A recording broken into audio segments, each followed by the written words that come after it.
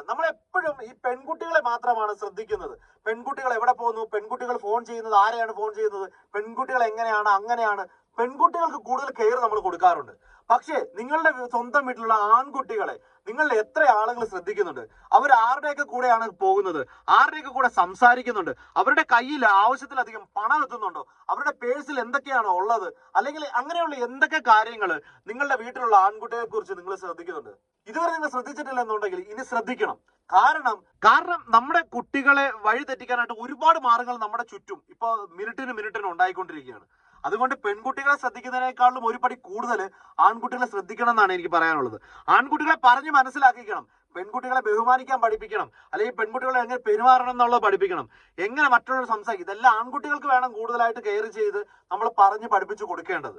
അതിന്റെ കൂടുതൽ തന്നെയാണ് നമ്മുടെ കേരള ഗവൺമെന്റിനോട് അപേക്ഷയാണ്, കാല് പിടിച്ച് അപേക്ഷിക്കുകയാണ്. നിങ്ങൾ ഈ പറയുന്ന നമ്മളുടെ നാട്ടിലുള്ള മയക്കുമരുന്ന് ലോബിക്കെതിരെ വളരെ നല്ല ഒരു ആക്ഷൻ എടുത്തില്ല എന്നുണ്ടെങ്കിൽ നമ്മുടെ നാട്ടിൽ ഇനിയും കൊലപാതകങ്ങൾ നടക്കും, ബലാത്സംഗങ്ങൾ നടക്കും, പിടിച്ചുപറി നടക്കും, കത്തിക്കുത്ത് നടക്കും, വെടി നടക്കും, എല്ലാ കാര്യങ്ങളും നടക്കും. കാരണം ഈ സാധനം തലയ്ക്കകത്തോട്ട് കയറി കഴിഞ്ഞാൽ സ്വന്തം തന്തേനെയും തള്ളേനെയും മനസ്സിലാകാത്ത വെറും നീച മൃഗങ്ങളായിട്ട് കുട്ടികൾ മാറും. അതിന് സിനിമേനെ ഒന്നും കുറ്റം പറഞ്ഞിട്ട് കാര്യമില്ല. നമ്മളുടെ ചുറ്റുപാടിനെ നമ്മൾ മനസ്സിലാക്കിയേ പറ്റത്തുള്ളൂ. ഇപ്പൊ ഈ ഒരു സംഭവത്തിൽ പോലും ഈ ന്യൂസുകളിൽ ഏറ്റവും കൂടുതൽ പറഞ്ഞത് 23 വയസ്സുകാരന് 25 ലക്ഷം രൂപയോളം കടമുണ്ടായിരുന്നു. ആ കടം ഫാമിലിയുമായിട്ട് ബന്ധപ്പെട്ട് അവരെ ബാധിക്കുമെന്ന് കണ്ടത് കൊണ്ടാണ് ഇങ്ങനത്തെ കുറ്റകൃത്യം ചെയ്തതെന്നാണ് പറയുന്നത്. ഞാൻ നിങ്ങളെ ഞാൻ ഏതായാലും ഫോട്ടോ നിങ്ങളെ കാണിക്കാൻ എനിക്ക് പറ്റത്തില്ല, ഞാൻ ചെറുതായിട്ട് കാണിക്കും. ഇത് ഞാൻ അവരുമായിട്ട് അവിടെ ഉള്ള ആളുമായിട്ട് സംസാരിച്ച് അവരുടെ നാട്ടുകാരനായിട്ടുള്ള ആള് അവിടെ നടന്ന സംഭവങ്ങളുടെ ഫോട്ടോസ് എനിക്ക് അയച്ചു തന്നതാണ്. ഇത് എനിക്ക് നേരിട്ട് നിങ്ങളിലേക്ക് കാണിക്കാൻ പറ്റില്ല, കാരണം അത്രയ്ക്ക് ക്രൂരമായിട്ടുള്ള കൊലപാതകമാണ് നടന്നുകൊണ്ടിരിക്കുന്നത്.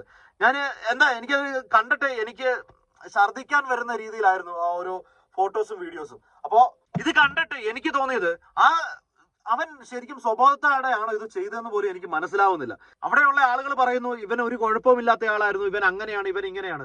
പക്ഷെ ഇദ്ദേഹം, ഞാൻ സംസാരിച്ച ആള് പറഞ്ഞത് അനുസരിച്ചിട്ട് ഇവൻ നല്ല രീതിയിൽ ദൂർത്തടിച്ച് നടക്കുന്ന ആളായിരുന്നു. ഇവന്റെ അച്ഛൻ കുറെ നാളുകളായിട്ട് വിദേശത്ത് സാമ്പത്തിക തട്ടിപ്പുമായിട്ട് ബന്ധപ്പെട്ട് വിസയുടെ പ്രശ്നങ്ങളുമായിട്ട് ബന്ധപ്പെട്ട് പുള്ളിക്ക് നാട്ടിൽ പോലും വരാൻ പറ്റാതെ വിദേശത്ത് പെട്ടുകിടക്കുന്ന ഒരാളായിരുന്നു. എങ്കിൽ പോലും അദ്ദേഹത്തിന് കിട്ടുന്ന പൈസയും കാര്യങ്ങളും എല്ലാം ഈ വീട്ടിലേക്ക് തന്നെ അയച്ചു കൊടുത്തുകൊണ്ടിരിക്കുകയാണ്. ഇത്രയും പന പോലെ വളർന്ന ഇവന് വീട്ടിൽ ഇത്രയും ബുദ്ധിമുട്ടുണ്ടെങ്കിൽ എന്തെങ്കിലും പണിക്ക് പോയി ആ കടങ്ങൾ തീർക്കാനുള്ള വഴിയല്ലേ നോക്കേണ്ടത്? ഇവന്റെ ദൂരത്തിനുള്ള ഏറ്റവും വലിയ ഉദാഹരണമാണ് പുതിയ ബൈക്കുകൾ, അവന് ഐഫോണിന്റെ ഏറ്റവും കൂടിയ മോഡലുകൾ.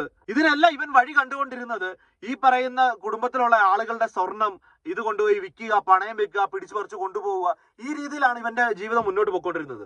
ഈ പെൺകുട്ടിയുടെ കാര്യം പോലും